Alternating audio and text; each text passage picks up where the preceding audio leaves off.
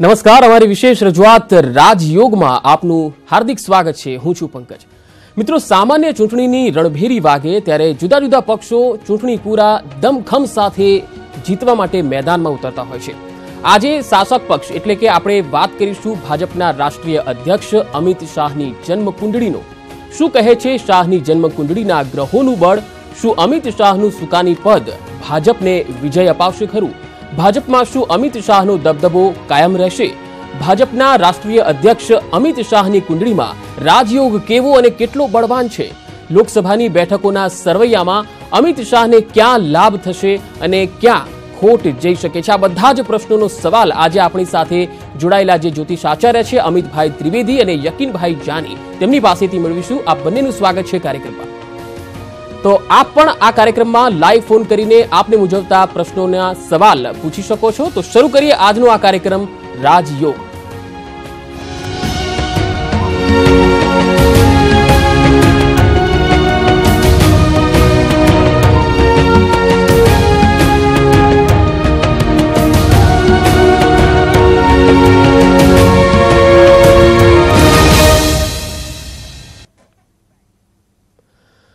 લોકસભા ચૂંટણીને હવે ગણતરીના જ દિવસો બાકી છે. 2019માં ગાંધીનગર લોકસભા બેઠક પરથી અમિત શાહ ચૂંટણી લડવાના છે. ત્યારે અમિત શાહની કુંડળીમાં કેવી છે ગ્રહોની ચાલ, કેવા છે અમિત શાહની કુંડળીમાં રાજયોગ, એ જ વિશે આપને જણાવીશું.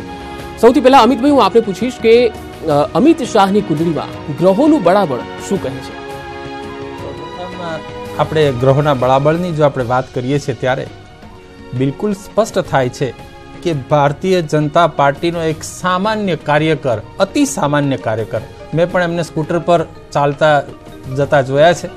એટલે આવો એક અતિ સામાન્ય કાર્યકર જોત જોતામાં કેવી રીતે રાષ્ટ્રીય સ્તરે ઉચ્ચ પદ પર બિરાજમાન થાય છે એ જોવાની વાત છે. જન્મકુંડળીના એવા કયા ગ્રહો છે કે જેથી કરીને તેમને ક્યાંથી ક્યાં પહોંચાડી દીધા અને સૌથી મોટી પાર્ટી ભારતીય જનતા પાર્ટીના રાષ્ટ્રીય અધ્યક્ષ પદે તેમને બેસાડી દીધા. આજે એ જ અનુસંધાનમાં ચર્ચા કરવાના છીએ. અમિતભાઈ શાહની જન્મ થયો છે 22/10/1964. આ એમનો જન્મ સમય છે સવારે 5:24. મુંબઈ મુકામે તેમનો જન્મ થયો છે. કન્યા લગ્ન છે. સૌથી અગત્યની વાત એ છે કે તેમની જન્મકુંડળીની અંદર 2003 પછી રાહુની મહાદશા શરૂ થઈ છે. આ કન્યા લગ્નની અંદર અમિતભાઈની જન્મકુંડળીની અંદર રાહુ 10મા સ્થાનમાં મિથુનનો બિરાજમાન છે. અતિ ઉચ્ચ અને બળવાન આ રાહુ બિરાજમાન થયેલો છે. એટલે જ્યોતિષશાસ્ત્રમાં તો પાછું એવું પણ કહેવામાં આવે છે કે આ 10મા સ્થાનમાં રાહુ છે એટલે આ શાસ્ત્રોએ લખ્યું છે કે રાહુ 10મે તો દુનિયા બસમે. અને સાચે જ આ જે ઉક્તિ છે એ અમિતભાઈ શાહના અનુસંધાનમાં બિલકુલ ચરિતાર્થ થાય છે. મિથુનનો રાહુ 10મા સ્થાનમાં વ્યક્તિને અતિ પ્રબળ મહત્વાકાંક્ષી બનાવતો હોય છે. મહત્વાકાંક્ષા અને તેમાંય અમિતભાઈ શાહની જે પ્રકારે જન્મકુંડળી છે તેની વાત કરીએ તો એમની મહત્વાકાંક્ષા તો એવી પણ થઈ શકે કે અમેરિકામાં પણ ભારતીય જનતા પાર્ટીનું શાસન હોય, ત્યાં પણ આપણા જ બધા માણસો કામ કરે અને પોતે રાષ્ટ્રીયની આંતરરાષ્ટ્રીય અધ્યક્ષ થઈ જાય.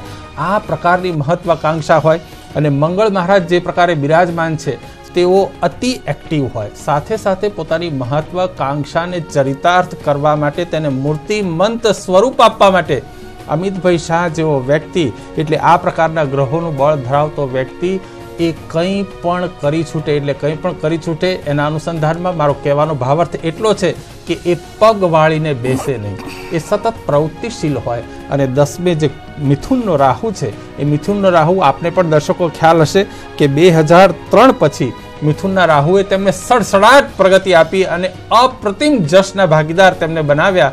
એટલે સામાન્ય રીતે આપણે બધા રાહુથી ગભરાઈએ, રાહુનું નામ પડે એટલે આપણે બધા ચોંકી જઈએ. પણ દર્શકોને પણ ખ્યાલ આવશે કે રાહુથી બીવાનું નથી. રાહુ વ્યક્તિને ક્યાંથી ક્યાં પહોંચાડી શકે છે. આનું આ સજ્જડ ઉદાહરણ આપની સમક્ષ અમિતભાઈ શાહનું મોજૂદ છે. બિલકુલ યકીનભાઈ, બીજી એક ખાસ વાત અમિત શાહની એ છે કે એક નાનકડા કાર્યકર્તાથી એમણે શરૂઆત કરી. આમ તો કોર્પોરેટર હતા, નારણપુરામાં તેઓ એમને શરૂઆતથી રાજકીય કારકિર્દીની, પછી જ્યારે પ્રદેશના અધ્યક્ષ પણ તેઓ બન્યા અને પછી રાષ્ટ્રીય કક્ષાની જ્યારે તેની જવાબદારી મળી, હવે એવો લોકસભાનું સુકાન પણ તેઓ સંભાળી રહ્યા છે. શું લાગે છે કે ચૂંટણી પછી પણ તેમની કોઈ મુખ્ય ભૂમિકા રહેશે ખરી? સૌથી પહેલાં તો જે વાત કરી પ્રમાણે અત્યારના સમયમાં રાહુ, શનિ અને ગુરુ આ ત્રણ ગ્રહો સૌથી વધારે એક્ટિવ છે અને રાહુ 7 માર્ચે રાશિ બદલી કાઢ્યું. રાહુ એ મહત્વાકાંક્ષી ગ્રહ છે અને એને અલ્પવિરામ જ પસંદ છે, એને પૂર્ણવિરામ પસંદ નથી. અને જે પણ લોકો રાજકીય ક્ષેત્રમાં હોય, કોઈ પણ લીડર હોય, એને રાહુના સપોર્ટ વગર એ વ્યક્તિ આગળ વધી શકતો નથી. અને યોગાનુયોગ 7 માર્ચે જે રાહુ મિથુન રાશિમાં ભ્રમણ કરે છે, એમના જન્મના રાહુ ઉપરથી જે ભ્રમણ કરે છે, એમના જાહેર જીવન સ્થાન ઉપર અતિ મહત્વાકાંક્ષી સ્વભાવ સાથે કંઈ પણ કરી નાખવાની ભૂમિકા સાથે જે એમના ઓરિજિનલ ગ્રહો છે, એ કેવી રીતે કહી શકાય કે જ્યારે એમની પોતાની જન્મકુંડલીમાં જન્મનો રાહુ અને કેતુ જે સ્થાનમાં છે, એમના ફાધર મધરની દેન છે. અને એ ફાધર મધરના દેનનું જો કુંડલીમાં જોવામાં આવે તો દ્વાદશાંશ કુંડલી જોવામાં આવે છે. અને દ્વાદશાંશ કુંડલીમાં પણ મિથુનનો જ રાહુ છે અને ધન રાશિનો જ કેતુ છે. આ એ જ ગ્રહો છે, એટલે બાય બર્થ લઈને આવે વ્યક્તિ છે. પણ ત્યાં અગત્યનો પોઈન્ટ છે કેતુ સાથે સૂર્ય, એટલે આ વ્યક્તિ હારે નહીં, એને કંઈક ને કંઈક અંદરની જ્વલંત હોય. અને સૂર્ય સાથે એટલે વ્યક્તિ હારવાવાળો વ્યક્તિ નથી.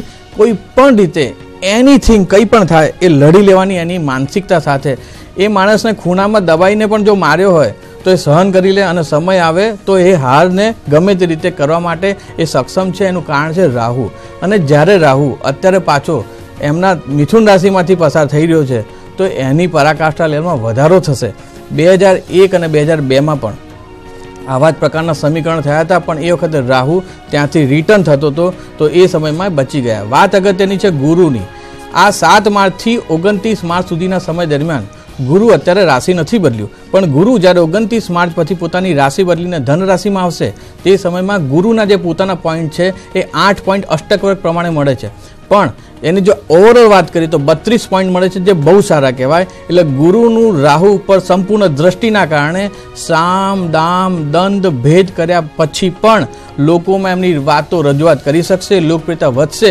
અને જે રાહુ એમને નેગેટિવ ઇમ્પેક્ટ આપવાની તૈયારીમાં હશે એ આપી શકશે નહીં. તમે જોજો 27 માર્ચની આસપાસ પછી લીધેલા તમામ પ્રકારના ડિસિઝનો, બીજું શનિ એ ભિન્નાષ્ટક વર્ગની અંદર એને 5 પોઈન્ટ મળે છે.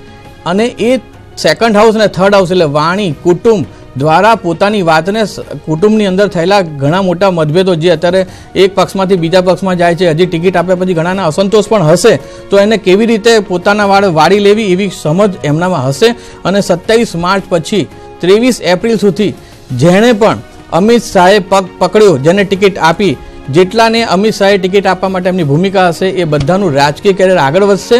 અને આવનાર સમયમાં હું માનું છું પારસમણીનું કામ કરશે કે જેનો પણ હાથ પકડશે 27 માર્ચ પછી 23 એપ્રિલ સુધીના સમય દરમિયાન અમિત શાહ જેનો પણ હાથ પકડશે એનું રાજકીય કેરિયર કંઈક અલગ દિશામાં જશે. અને હું માનું છું કે જે ચાણક્ય તરીકેની જે ભૂમિકા છે કદાચ એ સ્થાપિત થઈ જશે, મોહર લાગી જશે કે આવનાર સમયમાં કે ભવિષ્યની અંદર જ્યારે આપણે કોઈ રાજકારણની વાત કરતા હોઈશું, ચાણક્યની વાત કરતા હોઈશું, તો અમિત શાહનું નામ લીધા વગર કદાચ એ વાત પૂરી નહીં થાય. એટલા મજબૂત ગોચરના ગ્રહો છે. પણ આગળ પણ ગ્રહો એવી રીતે રાશિ બદલી રહ્યા છે કે આવનાર સમયમાં પણ ઇલેક્શન જીત્યા પછીના 6 મહિના દરમિયાન અમિત શાહને ઘણું ધ્યાન રાખવા જેવું છે. પણ અત્યારના વાત કરીએ તો ગોચરનો ગુરુ એના અષ્ટક વર્ગ પ્રમાણે એના પોઈન્ટ સિસ્ટમ, રાહુ પ્રમાણે ભિન્નાષ્ટક વર્ગમાં તમામ રીતે સામ દામ દંડ ભેદ તમામ પ્રકારની કૂટનીતિ અપનાવ્યા પછી પણ જબરજસ્ત પ્રકારનો પાવર. અને જન્મ કુંડલી જે ભાજપની કુંડલી છે એની સાથે સીધો સમન્વય થાય છે. અને એમની કુંડલીમાં 2 ગ્રહો નીચના છે જે માણસને તડપાવે, અને તડપાયા પછી પણ આગળ વધવાની જે ક્ષમતા છે રાહુ આપે છે. અને રાઈટ ટાઈમમાં, હું માનું છું રાઈટ ટાઈમમાં રાહુ આવ્યા પછી અને ગુરુનું સપોર્ટ મળ્યા પછી સંપૂર્ણ રાહુની નેગેટિવ રેમેડીમાં ગુરુ પોઝિટિવ રેમેડી કરીને કંઈક અલગ દિશા તરફ લઈ જશે. અને આવનાર સમય 27 માર્ચ પછી તમે જોજો ઘણા બધા એવા ડિસિઝન થશે કે તમને લાગશે કે આ ખરેખર કંઈક અલગ પ્રકારનું કામકાજ કરવા જઈ રહ્યું છે ભારતીય જનતા પાર્ટી. આપણી સાથે એક દર્શક મિત્ર જોડાયા છે ગાંધીનગરથી, આપણે તેમને સાંભળી લઈએ. હેલો. હેલો જી, શું પૂછવા માંગો છો? હું ગાંધીનગરથી વાત કરું છું, મનસુખભાઈ. જી બોલો.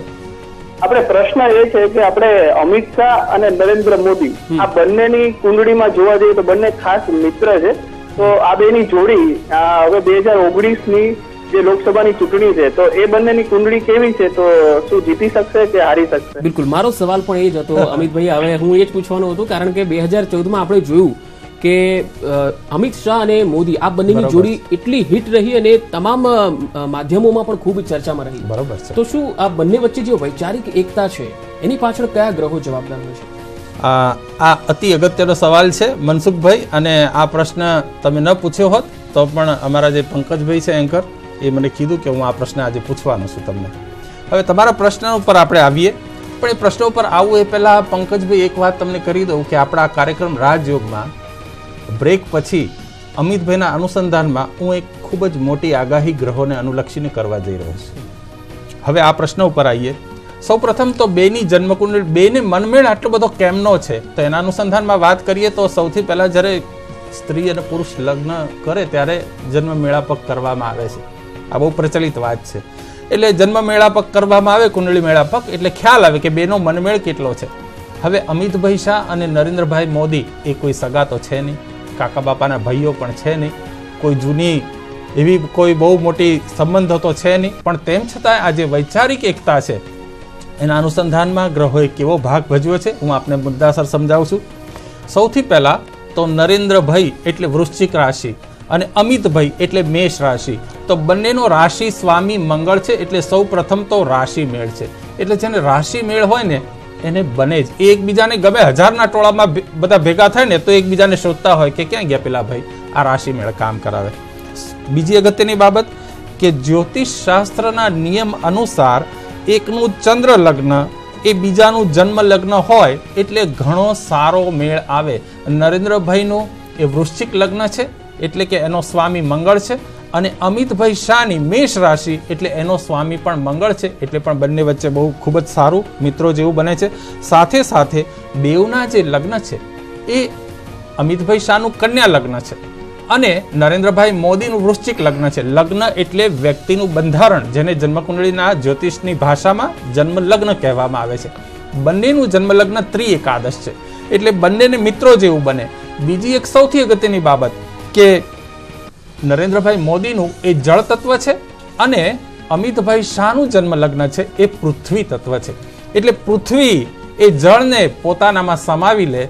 અહીંયા સીધું સમીકરણ એવું પણ બેસે છે કે એકની મુશ્કેલીની આગળ બીજો ઢાલ બનીને ઉભો રહે, અને આપણે જોતા આયા છીએ આવું થતું રહે છે.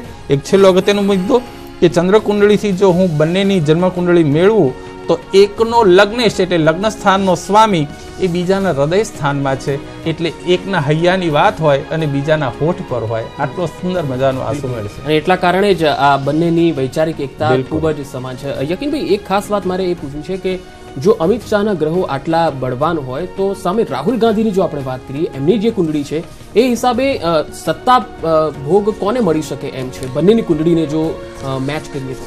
જો સૌથી પહેલાં તો આ મેચિંગ રોંગ છે. કેમ કે એક તમે સચિન તેંડુલકરને લઈ આવો અને તમે કોઈ બીજાની કુંડળી લઈ આવો, બંને રાજકીય નેતા જ છે, પણ જે જગ્યાએથી જે વ્યક્તિ મહેનત કરીને આગળ આવ્યો છે, અને અત્યારે રાહુલ ગાંધી પણ લીડર કહેવાય, પણ એ કુંડલીની અંદર એને બળ મળતું નથી, એટલે મેચિંગ રોંગ છે. પણ તે છતાં પણ રાહુલ ગાંધીની કુંડલીની વાત કરીએ તો એમની કુંડલી મકર લગ્ન છે અને એમના 6ઠ્ઠા સ્થાનમાં રાહુ છે, એટલે કોઈ પણ રીતે કોઈ પણ મુદ્દામાં સંડોવાયા પછી પણ પ્રોબ્લેમ સોર્ટ આઉટ થઈ જશે.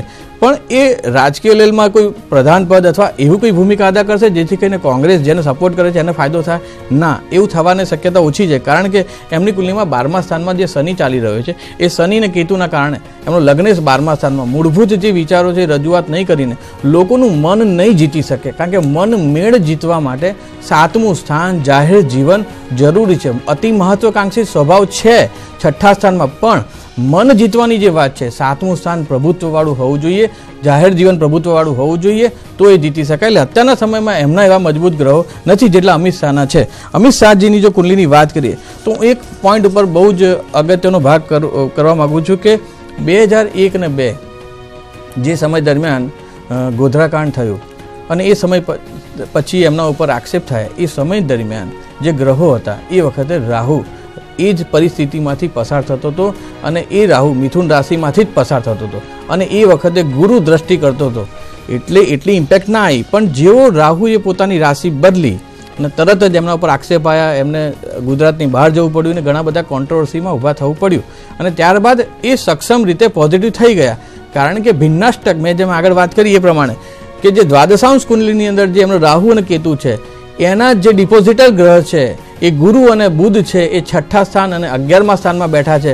11મું સ્થાન લાભ સ્થાન છે, 6ઠ્ઠું સ્થાન રોગ શત્રુ સ્થાન ઉપર છે. આ જીવન કોઈ પણ પ્રકારે કોઈ પણ શત્રુ એમના ઉપર હાવી ન થઈ શકે એવા જન્મથી લઈને આવેલા ગ્રહો છે. એટલે આ માણસ કદી હાર એની ડિરેક્ટરીમાં છે નહીં. અને જ્યારે હારની વાત આવે ત્યારે અનપ્રિડિક્ટેબલ થઈ જાય છે અને એમની કોઈ પણ મેચ ઇઝી પતતી નથી. 50 ઓવરની મેચ હોય અને ભલે ને 500 રન માર્યા હોય કે 150 રન માર્યા હોય, એ છેલ્લા બોલે જ નિર્ણય આવે અને છેલ્લા બોલે તમારા હૈયા ચોંટી જાય કે હવે શું થશે. એવા પ્રકારના ગ્રહો એટલા માટે કે એમની કુંડલીની અંદર કેતુ, દ્વાદશાંશ કુંડલીમાં કેતુ સૂર્ય છે. છેલ્લા બોલે છક્કો માર્યા પછી જે વિજય મળે એવા પ્રકારની ભૂમિકા છેક સુધી લાગી જવાની ભાવના એ રાહુના લીધે છે. અને એવા જ 2001 અને 2ના જે ગ્રહો હતા એનું પુનરાવર્તન થઈ રહ્યું છે. પણ એ પુનરાવર્તન ઇલેક્શન પછી છે. એટલે મારી સંપૂર્ણપણે એવું છે, ઇલેક્શનના સમય દરમિયાન કંઈ નહીં, પણ ઇલેક્શન પતી ગયા પછી 19/5 પછી જ્યાં સુધી ગુરુ એ પાછો ધન રાશિમાં નહીં, કારણ કે ગુરુ 23 એપ્રિલે પાછો વક્રી થઈને વૃશ્ચિક રાશિમાં આવવાનો છે. અને 29/5 પછી, કારણ કે સૂર્ય એમને અત્યારે સપોર્ટ કરી રહ્યો છે અને ચોથા સ્થાનમાં સપોર્ટ કરી રહ્યો છે 19/5/2019 પછી અને 20 નવેમ્બર 2019 સુધીના સમયમાં રાહુના અષ્ટક વર્ગમાં 4 જ પોઈન્ટ છે, જેના કારણે જૂના પ્રોબ્લેમો, અંદરના લોકોના પ્રોબ્લેમો ફેસ કરવાનો સમય છે. મારો સંપૂર્ણપણે એક માર્ગદર્શન છે. આ સમય દરમિયાન શક્ય હોય તો તમારા કુળદેવની ઉપાસના, શંકર ભગવાનની ઉપાસના કરવાથી અને શાંતિથી સાઇડવે થઈ જવામાં આવે તો આ સમયને જે તમે 2001 અને 2માં પસાર કર્યો અને એ સમય દરમિયાન જે પણ પ્રકારની તમે આધ્યાત્મિક રેમેડી કરી છે એવી જ રેમેડી ફરીથી કરવામાં આવે તો આ નાજુક સમયમાં પસાર થઈને તમે 2031 સુધીના સમયમાં જે ગુરુ મહાદશા ચાલે છે એની તમે બહુ જ આગળ રીતે ભાજપને આગળ લઈ જઈ શકશો અને તમારી બહુ આગળની સારી ભૂમિકા હશે. શત્રુ નુકસાન નહીં કરે, પણ શત્રુ લિંગરિંગ જે કરશે એ લિંગરિંગમાંથી જો બચવું હોય તો માર્ગદર્શન છે, આવા પ્રકારના પ્રયોગ કરવામાં આવે તો તમે અમારી આસાનીથી બચી શકો. આજ યોગમાં અને આપણી સાથે 2 જ્યોતિષ આચાર્ય છે, યકીનભાઈ અને અમિતભાઈ. હવે અમિતભાઈ, આપણે પૂછીશ કે આપણે બ્રેકમાં જતા પહેલા તમે જે આગાહી કરવાના હતા, પરંતુ એ પહેલા અમિત શાહનો જે દબદબો આપણે જોતા આવ્યા છીએ ગુજરાતથી લઈને અત્યાર સુધીમાં, આ દબદબો ક્યાં સુધી કાયમ રહેશે એમની કુંડળીના ગ્રહો પ્રમાણે? જી, એમનો દબદબો સૌથી પહેલા તો કાયમ રહેશે. આ લોકસભાની ચૂંટણીની અંદર તેમને જશ અવશ્ય મળશે. બીજી એક અગત્યની બાબત કે તારીખ 5/5/2019 પછી તેમણે પેટની બીમારીથી અવશ્ય સાવધાન રહેવાનું છે. બીજી એક અગત્યની બાબત તેમણે ખાસ ધ્યાન રાખવાની કે તેમનું નજીકનું કોઈ વ્યક્તિ તેમનો સાથ છોડીને ન જતું રહે, તેની પણ તેમણે અવશ્ય સાવધાની રાખવાની છે. શિવજીને કાળા તલનો અભિષેક તેમણે અવશ્ય કરવો, શિવાષ્ટકમનો પાઠ કરવો, જેથી કરી તેમને અવશ્ય રાહત મળશે. આરોગ્યની સાવધાની અવશ્ય રાખવી. હવે એક બીજી મુદ્દા પર હું આવી જાઉં કે જે મેં કહ્યું હતું કે એક મોટી આગાહી હું અવશ્ય કરીશ. એટલે ગ્રહોનું બળાબળ અમિતભાઈ શાહને જે રીતે પ્રાપ્ત થયું છે એ ગ્રહોના બળાબળનો મને અભ્યાસ કરતા એવા સંકેતો ગ્રહો આપે છે કે આ જે લોકસભાનું ઇલેક્શન પૂર્ણ થશે ત્યારબાદ તેમને જશ તો અવશ્ય મળશે અને સરકારની અંદર અમિતભાઈ શાહ નંબર 2ના સ્થાન પર આવી શકે છે.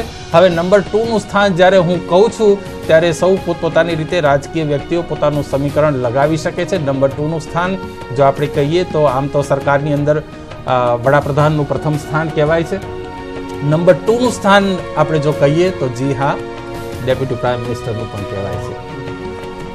એટલે ત્યાં સુધી પણ એ પહોંચી શકે છે. અચ્છા યકીનભાઈ, આપણે પૂછ્યું કે અમિત શાહને કઈ જગ્યાએ લાભ થઈ શકે છે અને કઈ જગ્યાએ એમને ખૂબ ધ્યાન રાખવું પડશે એવી સ્થિતિ પણ આવી શકે છે? જો ઇલેક્શનનો જે સમય છે એ સમય દરમિયાન તો ગ્રહો બહુ જ એમને પોઝિટિવ રિઝલ્ટ આપે છે. હું એવું માનું છું કે અમિત શાહની સાથે રહીને જે પણ લોકો, અમિત શાહે જેને ટિકિટ માટે ફાળવણી કરી છે એ તમામ લોકોના રાજકીય કેરિયર તો બની જશે. કારણ કે અત્યારના સમય દરમિયાન જે સૂર્ય ચાલે છે, ગોચરનો સૂર્ય ચોથે જે ચાલે છે, તેમના ઇલેક્શનમાં સખત પોઝિટિવ રિઝલ્ટ આપશે અને એમને વારંવાર કંઈક ને કંઈક એવી ઇન્સ્પિરેશન મળશે જેથી કરીને લોકોના મનને સમજી લેવાવાળી વાતો એ સીધી પહોંચી શકે. 29 તારીખ પછી એમના તમામ પ્રકારના ભાષણો, રેલીમાં તમને એવું લાગશે કે એક વેગ સાથે પબ્લિક એમની સાથે જોડાઈ રહી છે. એમના વાણીની અંદર એટ્રેક્શન, ઇન્દ્રજાળ કહેવાય કે આમ બોલ્યા પછી પ્રભાવિત થઈ જાય એવા પ્રકારની વાણી આવશે. અને આગળના સમય દરમિયાન જ્યારે રિઝલ્ટ આવવાનું છે ત્યારે અશ્વિની નક્ષત્ર એટલે વિજય નક્ષત્રમાં રિઝલ્ટ આવશે, એમના માટે ફાયદારૂપ થશે. પણ જેમ આગળ અમિતભાઈ વાત કરી પ્રમાણે 29/5 પછીના સમયમાં, કારણ કે એ સમયમાં રાહુ એકલો થઈ જાય છે, અષ્ટકવર્ગમાં બળ નથી મળતું અને રાહુ પેટના પ્રોબ્લેમ, પથરીના પ્રોબ્લેમ, વધારે પડતી જો મલાઈ ખાવાનો શોખ હોય તો હું માનું છું કે એવોઇડ કરવું જોઈએ. અને એ સમય દરમિયાન રાહુની ઉપાસના એટલે કે રાહુના મંત્રને જાપ, શંકર ભગવાનની ઉપાસના કરવામાં સારું રિઝલ્ટ મળશે. અને જેમ કીધું નંબર 2ની પોઝિશન એટલે અહીંયા નંબર 1, નંબર 2 નહીં પણ એવું કહી શકાય ભાજપને આગળ લઈ જવા માટેના અને દેશને આગળ લઈ જવાના મોટા સ્ટ્રોંગ નિર્ણય, સમજો પાકિસ્તાન સાથે વોર કરવી છે કે નહીં એ ડિસિઝન મોદી સાહેબ કરતા અમિત શાહ ફાટ લઈ શકે એટલા ત્વરિત ગ્રહો છે અને હાર નહીં સહન કરવાનું એ પરિબળ એમના આગળના સમયમાં ભારતના ઇતિહાસમાં સારું નામ કરાઈ આવશે. જી યકીનભાઈ અને અમિતભાઈ, આપ અમારા કાર્યક્રમમાં આવ્યા. હવે સમયના અભાવે આપણે આ ચર્ચાને અહીં જ અટકાવવી પડશે. ખૂબ ખૂબ આભાર આપ બંને મહાનુભાવોનો. તો દર્શક મિત્રો, રાજયોગમાં આજે આપણે વાત કરી અમિત શાહની જન્મ કુંડળીની, પરંતુ જે રીતે યકીનભાઈએ કીધું અને અમિતભાઈએ કીધું કે કેટલી આંટીઘૂંટી રચાશે, કેટલી આંટીઘૂંટી ચૂંટણીનો દિવસ નજીક આવતા સુધીમાં ઉકેલાશે, કેટલી આંટીઘૂંટી ચૂંટણીના પરિણામો બાદ પણ ઉકેલાશે અને કેટલીક આંટીઘૂંટી રાજકીય પક્ષો સત્તા ઉપર આવશે પછી ઉકેલાવાની શરૂઆત થશે અને નવી આંટીઘૂંટી રચાશે પણ ખરી.